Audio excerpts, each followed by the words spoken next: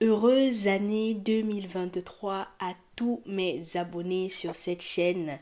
Je vous souhaite tout le meilleur du monde et surtout que vous ayez la possibilité d'accomplir en cette année 2023 tous les objectifs que vous vous serez fixés. Et surtout, j'aimerais aussi profiter de l'occasion pour vous dire merci parce qu'aujourd'hui, nous sommes plus de 500 abonnés sur cette chaîne. Et si nous avons pu arriver jusque-là, c'est grâce à vous, grâce à vos likes, à vos partages et surtout aux commentaires que vous laissez chaque fois en bas de vidéos qui me motivent tout simplement à faire chaque jour davantage de vidéos sur cette chaîne. Aujourd'hui, on se retrouve une fois de plus pour parler d'un sujet tout aussi intéressant comme la plupart des sujets que l'on aborde sur cette chaîne. C'est tout simplement celui du sacrifice financier et combien de personnes sont prêtes à se sacrifier pour pouvoir atteindre leurs objectifs financiers. Dans cette vidéo, j'essaierai de voir avec toi en fait en quoi est-ce que le sacrifice financier est important? Pourquoi est-ce qu'il est important de fixer des bonnes bases pour atteindre justement les objectifs financiers que nous nous sommes fixés? Donc, je t'invite à rester jusqu'à la fin de la vidéo parce que je sais qu'elle te sera très utile. Salut à toi et bienvenue sur cette chaîne. Si c'est la première fois que tu passes par ici, une seule chose à faire, va d'abord t'abonner. Abonne-toi à la chaîne si ce n'est pas encore fait.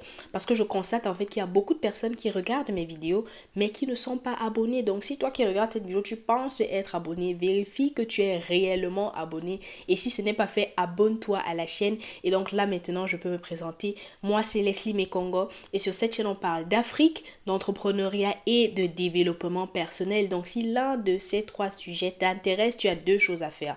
La première, comme je le disais tantôt, abonne-toi. Et la deuxième, active la cloche de notification afin de ne manquer aucune de mes nouvelles vidéos. La première question que je vais te poser avant même d'entrer dans le vif du sujet de cette vidéo, c'est tout simplement quel est ton objectif de vie, financièrement parlant?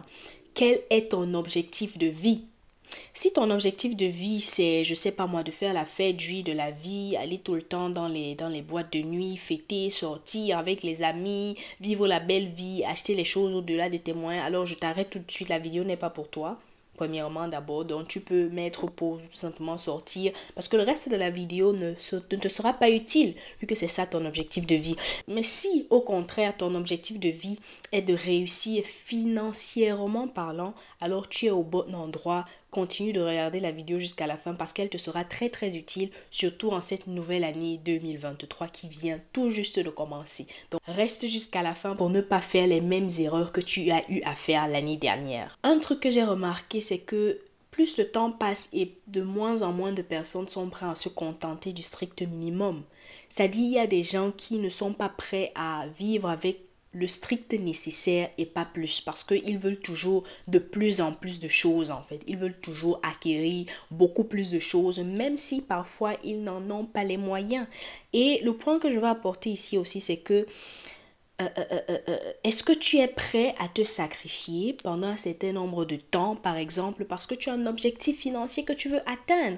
Est-ce que, par exemple, tu es prêt à, je ne sais pas moi, à marcher à pied après que tu aies eu ton diplôme, tu trouves ton premier boulot? Est-ce que tu es prêt à marcher à pied, pas pendant un mois, pas pendant 2 mois, mais peut-être pendant 1 an ou 2 ans, parce que tu veux justement économiser sur ces nombres d'années-là que tu t'es fixé pour pouvoir atteindre certains objectifs?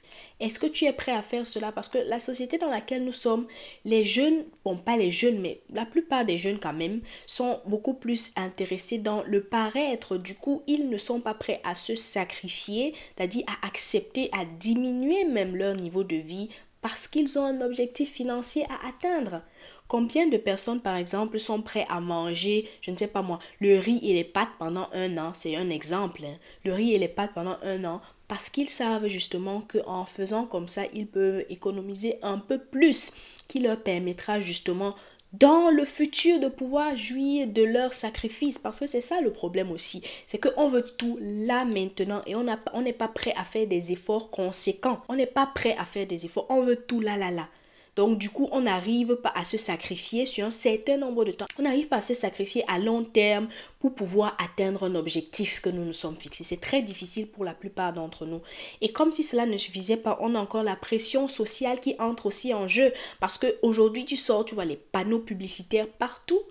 Tu es à la maison chez toi, tu regardes la télévision, tu vois les publicités défiler.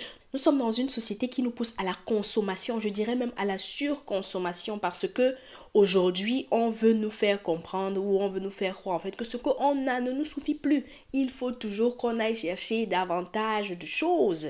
Tu es peut-être là, tu as ta chaussure ou tu as ta tennis, tu marches avec ça depuis 2 ans, tu n'as pas de problème. Tu vois une publicité d'une chaussure, tu te dis, ah, il faut que j'achète ça.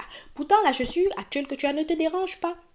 Tu vois peut-être la publicité d'une nouvelle voiture. Ah, elle a telle option, elle peut faire tel truc, c'est une sport et tout et tout. Toi, tu as ta voiture là qui ne dérange pas, qui roule, qui fait ce dont une voiture doit faire. Mais comme tu as vu la publicité dans notre truc, tu veux acheter ça. Société de consommation. On est tout le temps poussé par ce qu'on voit dans les publicités à acheter, à toujours mettre la main dans la poche, sortir de l'argent, mettre la main dans la poche, sortir de l'argent. Et qu'est-ce qui reste en poche? À la fin du mois pour économiser, il n'y a plus rien. Parce que justement, tu as dépensé tout cet argent-là dans les différents produits, les différents accessoires ou les différents voyages ou les sorties. En bref, c'est ça.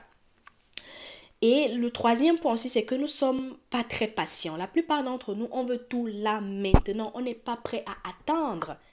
Et c'est là où ça devient dangereux parce que qui dit but ou objectif financier, c'est pas en un jour que tu vas atteindre cet objectif-là, c'est pas en 2 jours, c'est pas en une semaine, c'est pas en un mois.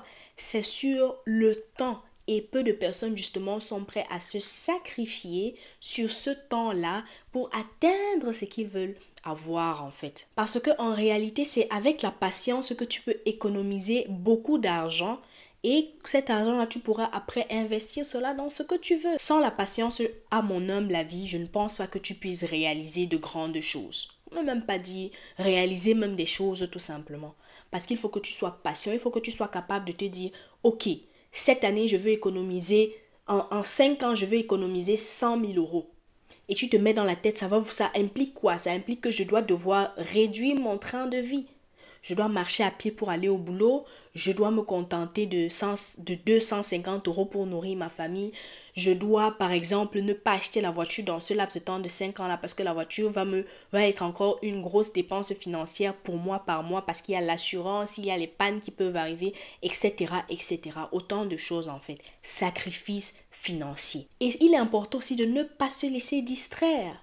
Quand tu te fixes un objectif financier, ne sois pas distrait. Parce que comme je disais, il y a plein de choses. Il y a la pression sociale, il y a peut-être le fait que tu vas voir que ok, peut-être ton niveau de vie n'est pas le même que celui des amis. Tu te sens mal, tu te sens choqué et du coup tu veux faire tout et tout. Pourquoi? Pour atteindre aussi leur niveau. Voilà, on est dans une société où tout le monde doit voir comment aussi moi je ne suis pas derrière. Erreur numéro 1. C'est ça en fait, vouloir suivre toujours les autres. Tu ne dois pas suivre les autres. Si tu t'es fixé un objectif financier, sois discipliné, reste dans tes budgets. C'est ça la première, comment je vais dire. Je suis sûre que quand tu regardes tes vidéos, tu te poses la question de savoir en fait, ok, elle parle de sacrifice financier. Comment arriver à cela? C'est tout simplement rester dans ton budget. Si tu as peut-être prévu la nourriture pour ta famille, 400 euros, ce qui donne environ 250 000 francs CFA. Tu restes dans ton budget. Si cet argent-là finit à la fin du mois, selber schuld. Si cet argent-là finit à la fin du mois, tu serres la ceinture et tu attends.